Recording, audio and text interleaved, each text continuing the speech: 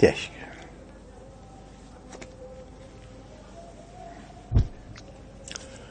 आज के आनंद की जय। जय जय श्री राधेश। सर्व संत हरि भक्तन की जय। जय श्री कृष्ण। मनुष्य को सद्गुणों का संचय करना चाहिए।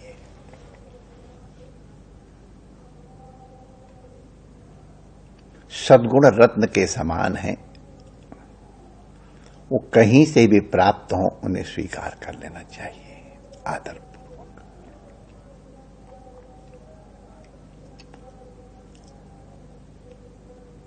हमारे ऋषियों ने कहा है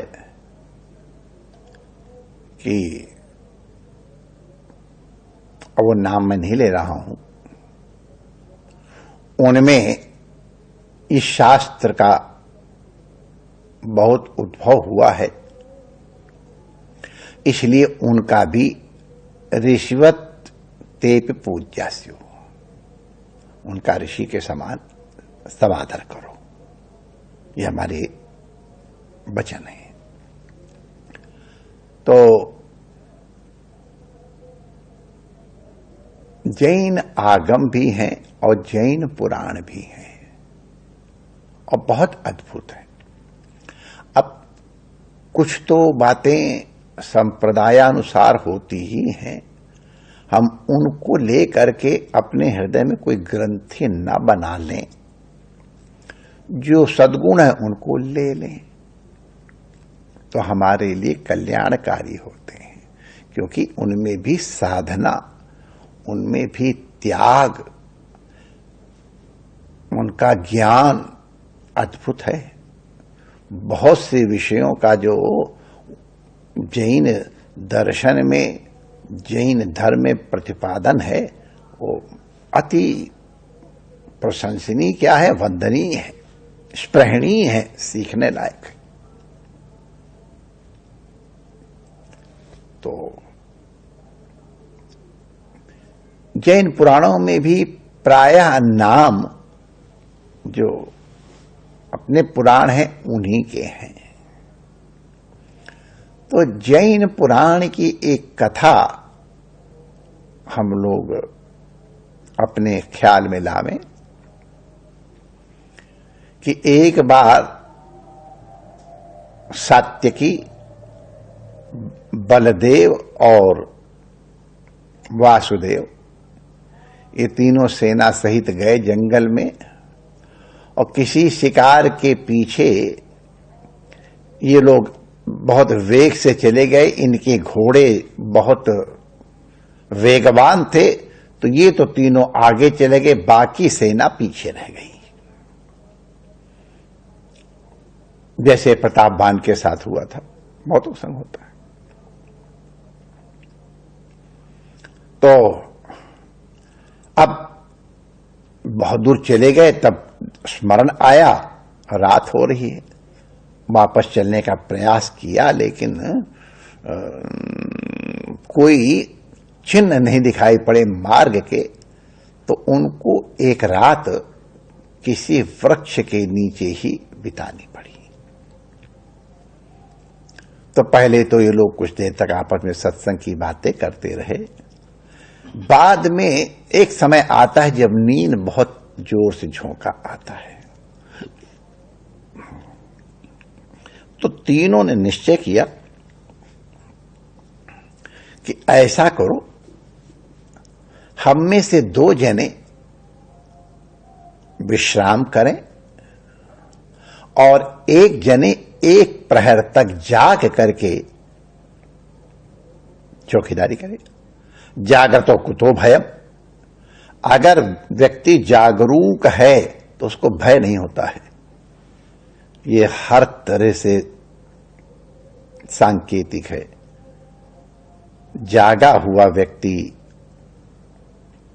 खतरे में नहीं पड़ता है या खतरे से बच जाता है। अपने अपने ढंग से इसको समझ लें। तो पहले प्रहर, माने जब 3 प्रहर ही जगना था, चौथे पर सब जगी जाते हैं, तो पहले प्रहर सात्यकी का नंबर आया। बलराम और वासुदेव दोनों विश्राम कर रहे हैं। ये जैन पुराण की कथा हम आपको सुना रहे हैं, इसको आप ध्यान रखेंगे। तो रात्रि को एक पिशाच आया और जागते हुए सात्यकी से कहा, सुनो, मैं इन दोनों को खाना चाहता हूं, तुम अपने को बचा लो, भाग जाओ, मैं पिशाच हूं। तो सात्यकी ने कहा, ऐसा कैसे संभव है?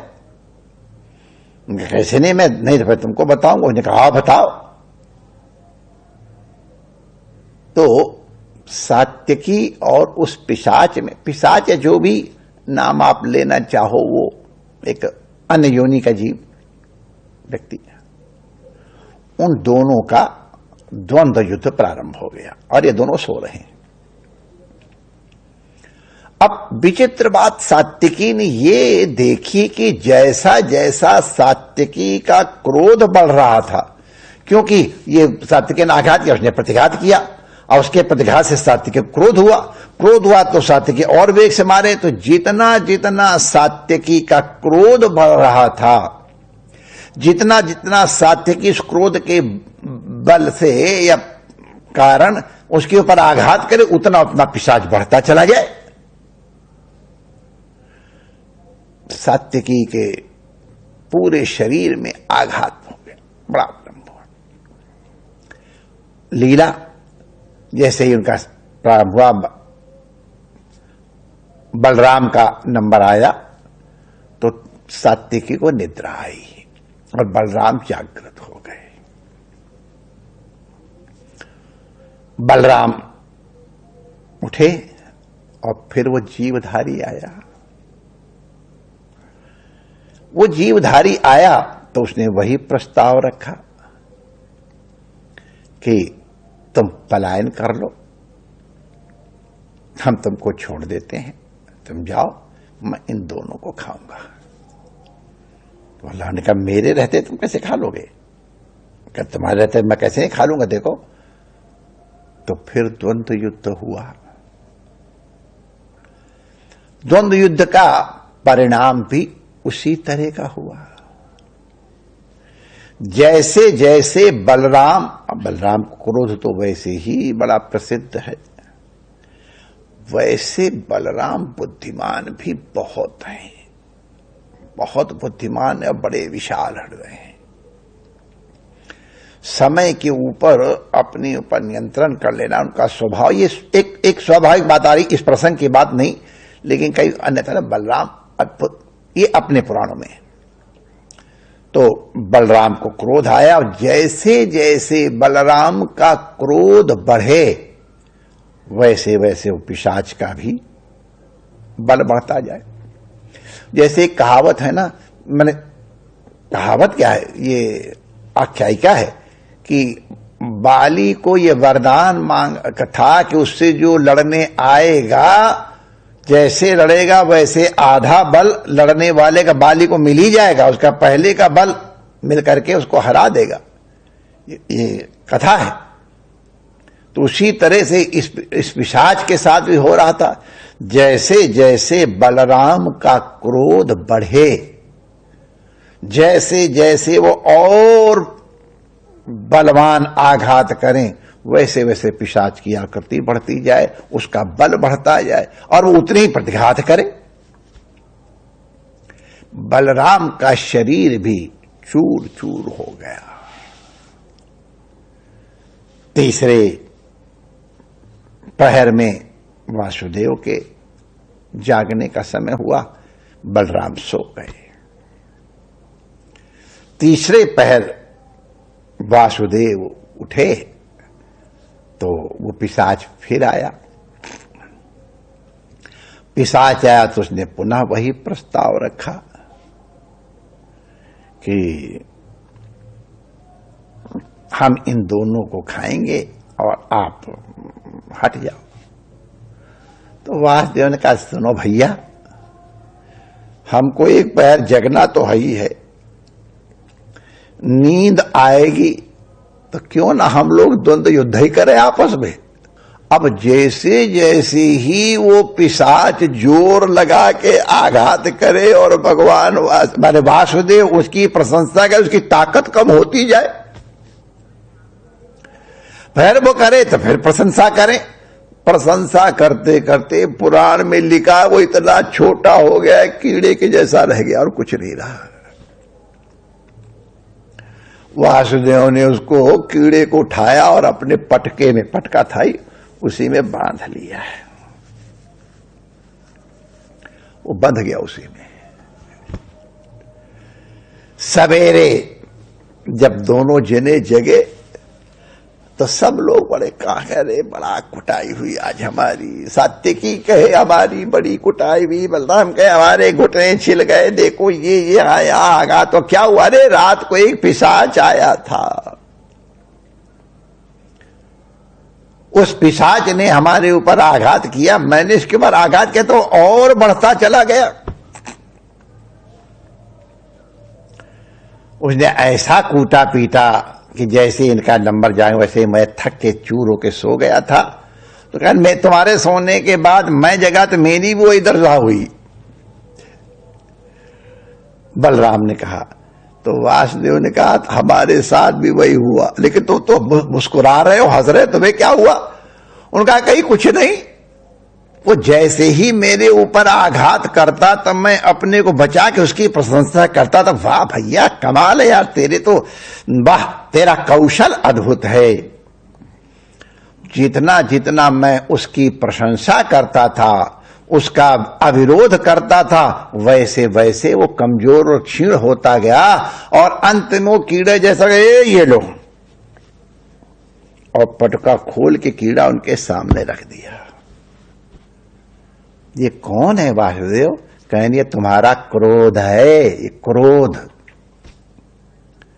जैसे जीव प्रतिलाभ लोभ अधिकारी बढ़ता जाता है, वैसे ही जितना तुम क्रोध करोगे, क्रोध तुम्हारा उतना उतना बढ़ता चला जाएगा। इसलिए क्रोध से क्रोध को नहीं जीत सकते हो, वो बलियान होता चला जाएगा। अक्रोधेन, अक्रोध के द्वारा क्रोध के ऊपर विजय प्राप्त करो। मैंने अक्रोध का मार्ग अपनाया, इसकी प्रशंसा की, इसके गुणगान किए, स्वयं क्रुद्ध नहीं हुआ। देखो ये आज कीड़े के जैसा हो गया है। बंधुओं, ये हमारे जीवन के लिए शिक्षा है। क्रोध में हम न जाने क्या क्या कर बैठते हैं, क्या क्या दुष्परिणाम हम लोगों ने नहीं सुने हैं, देखे हैं, अनुभव किए हैं। चलो ये इनसे निवृत्ति का उपाय यही है, इनको प्रोत्साहन मत दो। अग्नि में जितना ईंधन डालोगे उतना और प्रदीप्त होगी। इसलिए अक्रोध के द्वारा क्रोध के ऊपर विजय प्राप्त करो। अद्भुत कथा है, हमने कई स्थलों पर देखा है। गरम लोहे को ठंडा लोहा काटता है। उसी प्रकार अगर कोई क्रोध कर रहा हो और उसके सामने तुम जरा हंस दो तो और बढ़ेगा। फिर उसकी प्रशंसा कुछ इस तरह से कर दो, उसका क्रोध शांत हो जाएगा। जब कोई एक युक्ति है, अगर कोई मारने आए तो उसको किसी न किसी तरह बात करने में लगा लो। कई बार जो किडनैपिंग वगैरह होती तो उसमें ये युक्ति काम आती है। उसको बातचीत में लगा लो। बातचीत करोगे तो बातचीत के कारण जीव का साइकोलॉजी है, उसका कुछ न कुछ वो जो गैस है वो निकलती चली जाएगी और हो सकता है उसके परिणाम सुखद भी हो जाए। तो अक्रोधेन क्रोध को विजय प्राप्त करो। क्रोध से क्रोध को नहीं जीत पाओगे। अपने जीवन में स्वभाव है, क्रोध आएगा, लेकिन हम उसको किस तरह से नियंत्रण में ला पाएं, इसके लिए अगर आप जागरूक हो कि अब मेरी गाड़ी का कंट्रोल मेरे हाथ से छूट रहा है, तो तुरंत गाड़ी की स्पीड कम कर लो, गियर बदल लो, साइड में परिवर्तन कर लो। जब तुम्हारे कंट्रोल में गाड़ी हो जाए तब फिर आगे बढ़ो। परमात्मा की सहायता निरंतर हमारे साथ है। अगर उनका आश्रय लेकर हम अक्रोध का मार्ग लेके क्रोध पे विजय करने की चेष्टा करेंगे तो अवश्य सफल होंगे। मैंने ये बड़े इशारे से कहा है, कई लोग इसको अपने जीवन में समझ लेंगे किस लिए बात कही गई। जय श्री कृष्ण।